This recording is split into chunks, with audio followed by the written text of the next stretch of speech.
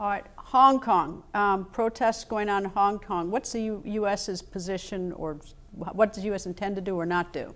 Well, you know, the Chinese have accused the United States of being the cause of all these demonstrations. They've said we're the black hand that's gotten all this started. And they've done things like publish private information about diplomats, U.S. diplomats in Hong Kong.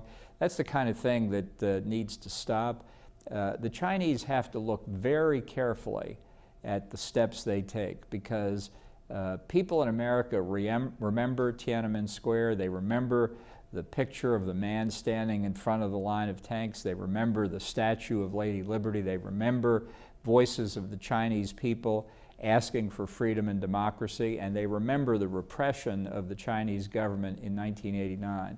It would be a big mistake to create a new memory like that in Hong Kong. What's the cost, though, to China? I mean, those horrible memories that you just recited, I remember them. I remember watching them, but China's done fine in spite of that.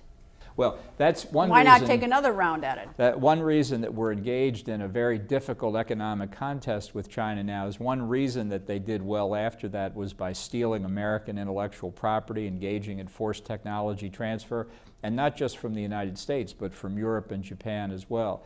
Something like 60% of the investment in mainland China goes through Hong Kong. Why?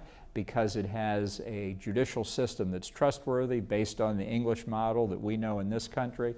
The courts are thought to be impartial.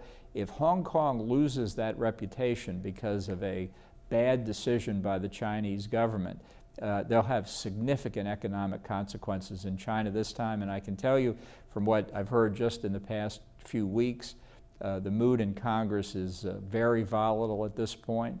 And a misstep by the Chinese government, I think, would cause an explosion on Capitol Hill. What do you think President Xi is thinking about what's going on in Hong Kong?